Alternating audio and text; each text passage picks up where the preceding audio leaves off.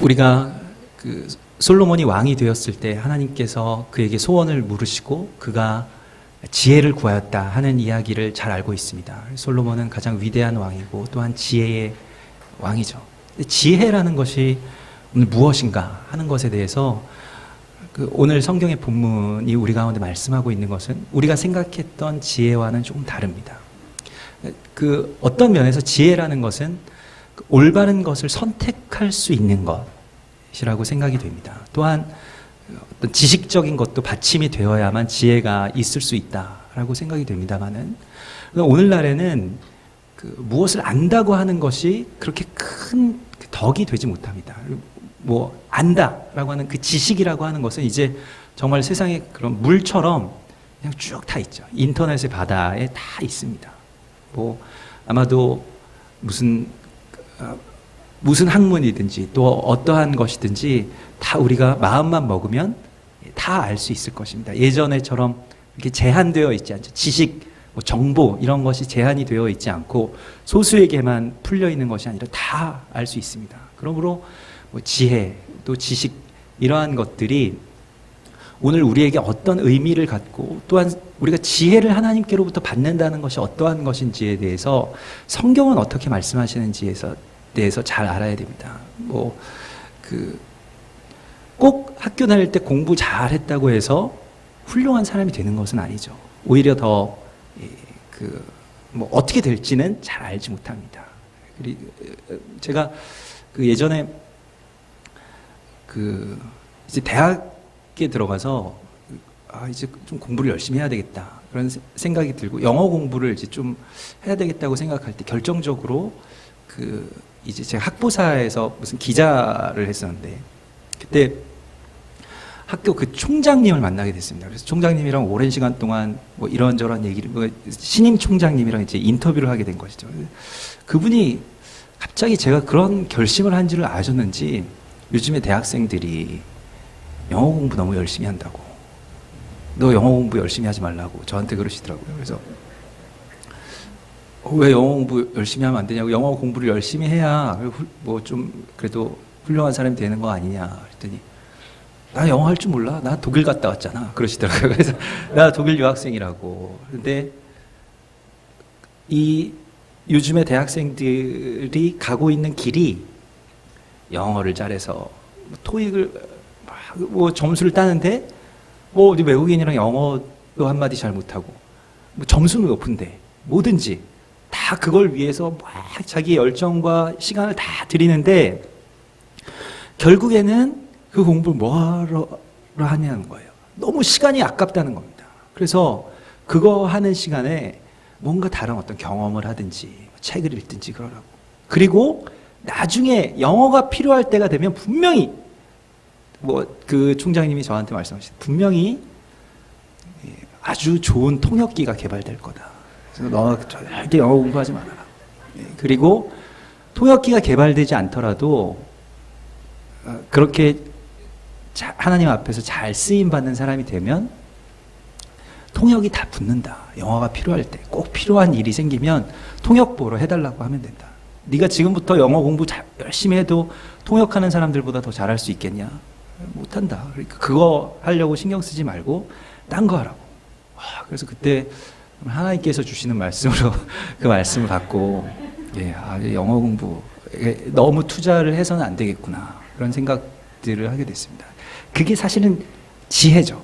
쓸데없는 것에 많은 시간과 열정과 모든 것을 다 퍼붓는데 사실은 남는 게 별로 없어요. 그리고 인정도 받지 못합니다. 그래서 지혜라는 것은 그러한 어떤 그 지식적인 것에 기반한 것이 아니라 뭔가 어떤 다른 마음을 갖는 것이구나 하는 것에 대해서 알게 됩니다. 오늘 솔로몬이 하나님께 지혜를 구한 이야기에서 그 이유를 살펴보면 많은 백성들을 재판하기 위해서라고 나옵니다. 많은 백성들을 재판한다.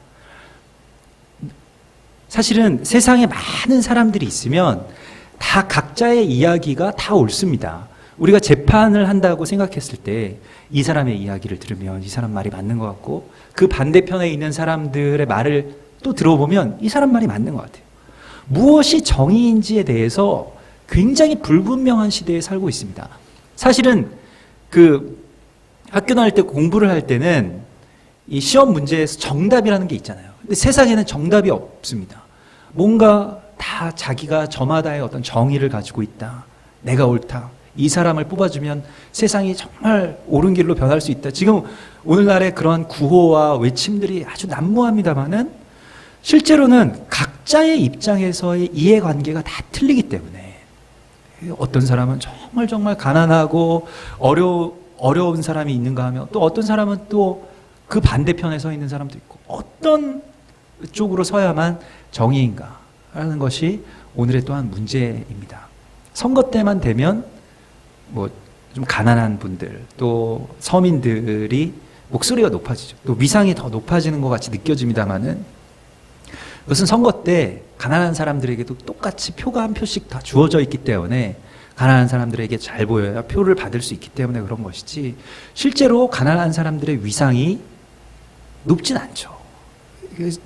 진리라고 하는 것은 정의라고 하는 것은 어쩌면 막 한시적으로 이렇게 적용되는 것처럼 느껴지기도 합니다. 그런데 오늘 솔로몬은 그 많은 사람들을 재판할 때에 지혜를 구하고 있습니다. 정말 그것을 이제 그 솔로몬이 구한 그 지혜는 정의에 대한 지혜이죠. 사람들의 이해관계가 굉장히 많이 있고 각 사람들의 어떤 위치들이 다 있는데 거기에서 어떻게 재판을 잘 할 수 있을 것이냐, 판결을 잘 내릴 수 있을 것이냐, 어떤 사람의 편에 서야 되느냐, 꼭 가난한 사람들의 편에만 서야만 그것이 정의로운 것이냐, 오히려 어쩌면 뭐 오늘날에 말하는 역차별이 일어날 수도 있는 것이죠. 부자들도 부자들이 그렇게 노력하고 또한 가진 만큼의 권리를 주장할 수 있는 것이죠. 꼭 가난한 사람들만 의로운 사람들이냐? 그렇지 않습니다. 또 꼭 부자들만이 뭐 그러면 성공하고 모든 것을 다 가져야 되는 또 그렇지는 않죠.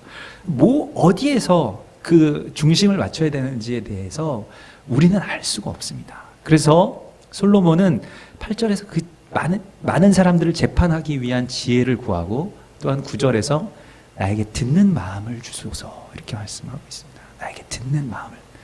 그것이 이제 지혜이죠.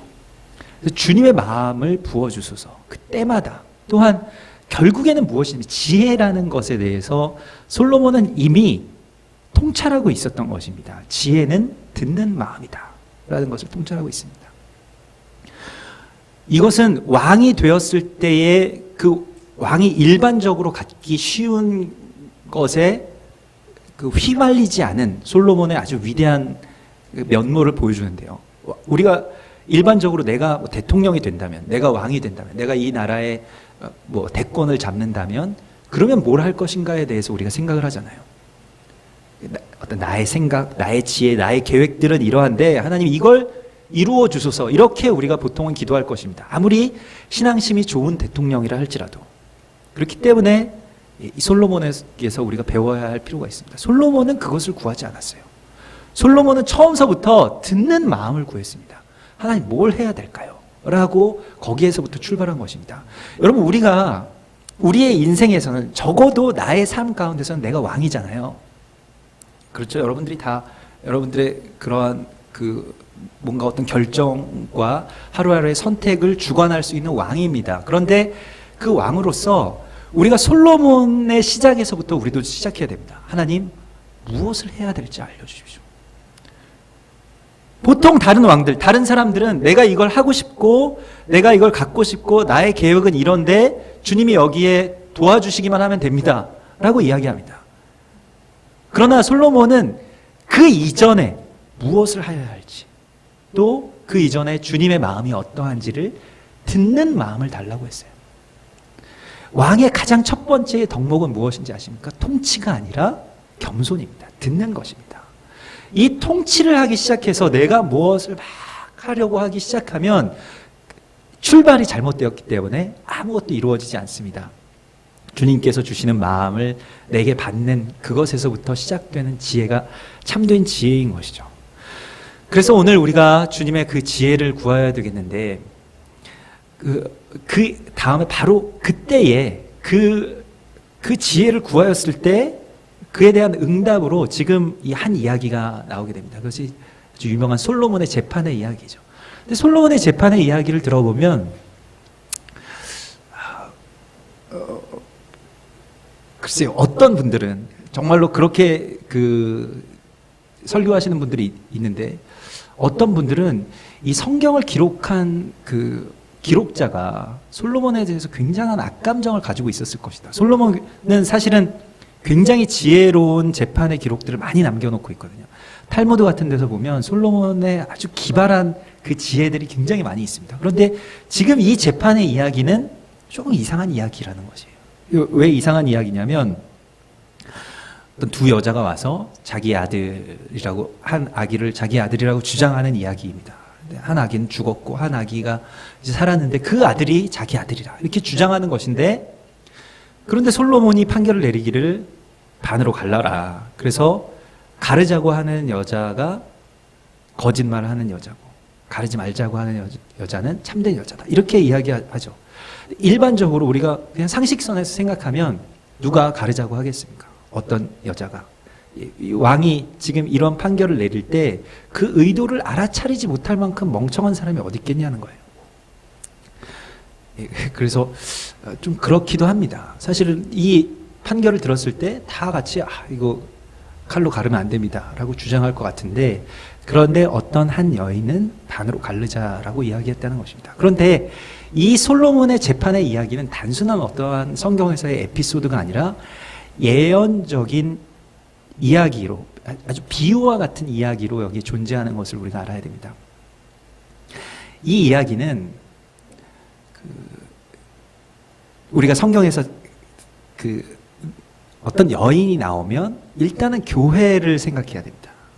또한 두 사람이 나오면 항상 이스라엘과 이방, 유다와 이방의 가지를 생각해야 되는데, 이것은 무슨 이야기냐면 한 세 사람에 대한 이야기입니다. 그러니까 두 여인이 있어요. 두 사람이 있어요. 그리고 아기를 낳습니다. 첫 번째 여인의 아기는 죽습니다. 이것이 이제 말하자면 이스라엘에서 나온, 또한 유다에서 나온 율법과 또한 첫 번째의 메시아인 예수 그리스도의 모습이죠. 그런데 또 온 이스라엘에 대한 모습인데, 두 번째의 여인의 아들은 살았는데, 그가 살았기 때문에 공격을 받습니다. 이거 반으로 갈라야 된다. 그래야지 정의가 완성된다. 옳고 그름이 분별된다라는 말을, 그 판결을 듣게 됩니다. 이것을 잘 생각해 보십시오. 이스라엘과 교회에 대한 모습인데요. 그런데 이 말씀이 병렬적으로 이제 이어지는 구조로 되어 있는데, 이 말씀이 연결되는 말씀이 창세기 43장의 말씀입니다. 이거 왜 이렇게 연결되냐면, 유대인들이 읽는 토라, 그러니까 성경, 말하자면 성경 읽기표, 아주 오래된 성경 읽기표인 이 토라 포션이라고 하는 두루마리에 같이 포함되어 있어요. 창세기 43장과 이 열왕기상 3장의 이 재판의 이야기가, 말하자면 이것은 하프토라의 말씀입니다. 그래서 창세기 43장, 42장에서부터 44장까지, 45장까지 이어지는 말씀은 무엇이냐면, 야곱의 아들들이 하나가 되는 이야기입니다. 야곱은 이스라엘이죠. 야곱의 다른 이름이 이스라엘인데, 야곱의 아들들이 요셉을 시기하고 질투하여서 요셉을 죽이려다가 애굽으로 팔아넘겼는데, 애굽에서 총리 대신이 됐죠. 그리고 그 아들들이 이제 돌아와서 온 아들들, 요셉의 12아들들이 다 하나가 되는 이야기입니다. 그 전에 분리되었던 아들들이 하나가 되는 이야기인데, 그런데 거기에서도 이와 같이 조금 이상한 이야기가 하나 나오는데, 요셉이 계속 그 아들들을 한 명을 볼모로 잡고 나머지 10명을 풀어주고, 또 베냐민을 데리고 오라고 하고, 이러한 과정들이 막 밀고 당기기가 계속 펼쳐지면서 어떻게 되냐면, 아들들의 불화와 분열 가운데서 이 모든 불화와 분열이 잠잠해지고 하나가 되는 역사에서 중요한 두 가지의 결단이 나오는데, 첫 번째가 넷째 아들인 유다의 결단입니다. 이 유다가 어떤 결단을 하냐면, 베냐민을, 그러니까 아버지가 끝까지 품고 있었던 그 베냐민, 막내 베냐민을 데려가야만 데려가서 온 12아들이 다 모여야만 요셉이 살려주겠다고 하거든요. 그때에 아니다. 야곱이 이렇게 말하죠. 아니다. 그러지 말고 그냥 우리 여기 있는 아들들만이라도 살자. 그게 상식적으로 맞지 않겠습니까? 이 아들 데려간다고 해서 다 살려준다는 보장이 어디 있겠습니까? 데려가면 더 죽일 수도 있고 하니까 그냥 이 10아들만 같이 살자 이렇게 말하였을 때 넷째 아들인 유다가 아버지에게 가서 아버지께 이렇게 말합니다. 그 창세기 43장 9절에서 내가 그를 위하여 담보가 되겠습니다. 내가 담보가 될 터이니 아버지께서 내 손에서 그를 찾으소서. 만일 내가 아버지께 데려다가 그 앞에 두지 아니하면 내가 영원히 죄를 지리이다. 그래서 유다가 담보가 됩니다. 유다가 그 생명을 찾기 위한 담보가 됩니다. 이게 무슨 말씀이냐면 지금 유대인들을 유다 지파의 자손들이잖아요. 유대인들이 담보가 되어 있다는 것입니다. 그 생명을 찾아올 때까지. 또한 어떨 때까지 담보가 된다는 것입니까? 아버지에게 담보가 되는 것이 온 형제들이 하나가 될 때까지, 한 세 사람을 이룰 때까지 담보가 된다는 것입니다. 유다가 묶여 있어요. 온 세상이 하나가 될 때까지 묶여 있다는 것입니다. 두 번째의 결단은 아버지의 결단입니다. 이 야곱이 이제 거기서 이제 이스라엘의 결단이고 또한 아버지의 결단인데 14절에서 아버지가 이렇게 말합니다. 그 전능하신 하나님께서 다른 형제와 베냐민을 돌려보내시게 하기를 원하노라. 내가 자식을 잃게 되면 이르리라. 그 말하였습니다. 그 전에는 한 자식만을 편애하여서 그 자식을 잃게 되었죠. 그러나 지금 야곱은 이제 인생의 후반부에 그 노년에 아주 위대한 결단을 하게 되는데 내가 이 아들을 잃으면 이르리라. 그러나 이 온 아들들이 다 사는 것을 위하여서 내가 이 아들을 내어주겠다라고 말합니다. 이것은 마치 우리 하나님께서 우리를 위해서 그 독생자를 내어주신 결단과 같은 것입니다. 그래서 그렇게 내어주었을 때 그리고 자신의 목숨을 유다가 담보로 잡고 아버지가 결단하였을 때 어떤 일이 일어났냐면 다 함께 모여서 모든 것들이 다 풀어지게 되는 역사가 일어납니다. 이것이 바로 한 세 사람의 역사입니다.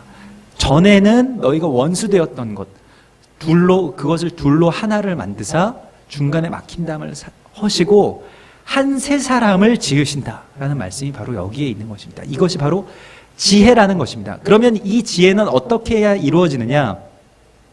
이 지혜라고 하는 것은 오늘 솔로몬의 재판과 같이 그 마음에 불붙는 것과 같은 뜨거운 사랑이 부어진 자에게서만 성취되는 것입니다.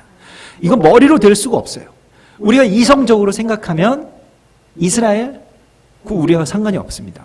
또 더 나아가서 이스라엘과 이방이 하나가 되면 그 메시아의 예언이 성취되기 때문에 사단이 가만히 놔둘 줄 않습니다. 계속해서 공격하죠. 그래서 예전에 교회가 아주 많은 시기에, 교회에 급변하는 시기에 이스라엘과 하나가 되기 위한 시도들을 하였습니다마는 그때마다 정말로 조직적인 그 반대에 부딪히게 됩니다. 정말 영적인 반대에 부딪히게 되는데 그것이 초대교회가 둘로 나뉘어진 사건이었고 그건 콘스탄틴 회의를 통하여서 그 이스라엘이라고 하는 그 뿌리, 이스라엘 절기, 안식일, 이스라엘 관습 이런 것들을 완전히 제거해야 된다라고 하는 결의를 통해서 히브리적인 뿌리가 완전히 제거된 때였고 또 한 번은 마틴 루터가 개혁교회, 종교개혁을 할 때에도 이스라엘에 대해서 열리게 됩니다. 사실은 우리가 성도들이 말씀으로 돌아가게 되면 말씀 안에는 이스라엘에 대한 메시지가 굉장히 계속해서 강렬하게 있기 때문에 이스라엘에 대해서 열리게 되는데 그래서 유대인들에 대해서 굉장히 호의적이었던 마틴 루터가 실제로 유대인들을 대하고 유대인들을 교회로 그렇게 전도하고 끌어들이려고 했을 때 유대인들이 다 거절했어요. 우리가 유대교를 포기할 수 없다. 그래서 생각했던 대로 되지 않자 오히려 반유대주의로 돌아서게 되죠. 마틴 루터는 결국에는 처음에는 아주 호의적으로 이스라엘에 대해서 시작했다가 나중에는 탈무드나 이스라엘 유대인들 돼지와 같다. 그래서 유대인들을 버려야 된다 하고 저주하고 버렸던 것이 또한 개혁교회의 역사의 시작이었습니다. 오늘날 우리가 이 이스라엘이라고 하는, 또한 이스라엘과 열방이 다 같이 하나가 되는 것은 이 머리로 우리가 뭘 좀 안다고 해서 이루어지는 것이 절대로 아닙니다. 그것을 아는 것은 그냥 거기까지입니다. 그러나 실제로 하나가 되는 것을 성취하는 것이 바로 지혜인데, 이 지혜는 마음이 뜨겁게, 하나님의 마음이 뜨겁게 부어진 사람에게만 있는 것입니다. 이 지혜를 우리가 구하여야만 그 사람을 살릴 수 있는 것입니다. 한 세 사람을 이룰 수 있는 것입니다. 사랑이라고 하는 것은 무엇이냐면 나의 권리를 포기하는 것입니다. 내가 마땅히 가져야 할 것을 갖지 않는 것입니다. 오래 참는 것입니다. 그리고 소망하는 것입니다. 그리고 죄인된 자들을 위해서, 또한 연약한 자들을 위해서 기도하는 것입니다. 여기에서만 하나님의 생명의 역사가 일어나는 것입니다. 오늘 우리가 하누카의 기간에 모든 불이 다 켜지는 날인데, 이 불이 켜지는 것은 성전에 불이 켜지는 것, 이 땅 가운데 불이 켜지는 것, 교회에 불이 켜지는 것, 예루살렘에 불이 켜지는 것은 사랑의 불로만 켤 수 있는 것입니다. 그래서 마지막까지 무엇보다도 뜨겁게 서로 사랑하라고 하시는 하나님의 말씀은 이 종말이 가까움을 볼수록 더할 것인데, 지혜라는 것은 어떠한 것이냐면 예수님께서 마태복음 11장에서 말씀하신 것과 같이 지혜는 그 행한 일로 말미암아 옳다함을 얻느니라고 말씀하시는데, 그 지혜가, 그 행한 일은 무엇이었냐면 소외된 자들, 세리와 죄인, 문둥병자들과 한 상에 둘러앉아서 먹고 마시는 예수님의 그 사랑을 표현한 것입니다. 사람들이 그것에 대해서 다 비판했어요.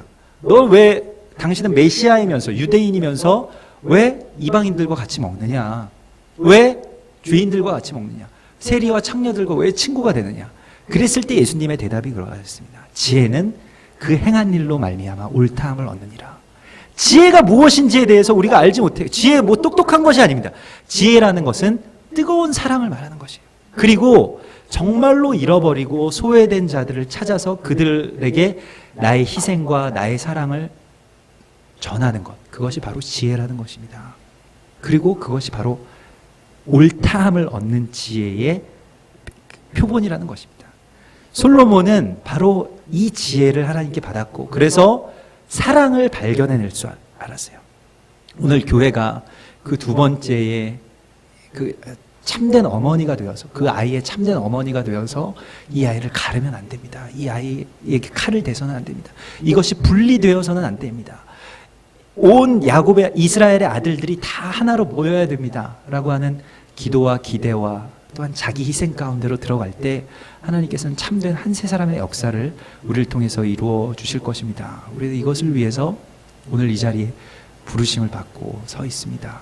오늘 주님께 우리가 지혜를 구할 때 주님께서 이와 같이 우리에게 주님의 그 뜨거운 마음을 부어주셔서 우리의 마음이 그 지혜로 말미암아서 더욱 주님께서 사랑하시는 것들을 더 사랑하는 복된 주님의 불이 밝혀질 것을 믿습니다. 함께 기도하겠습니다.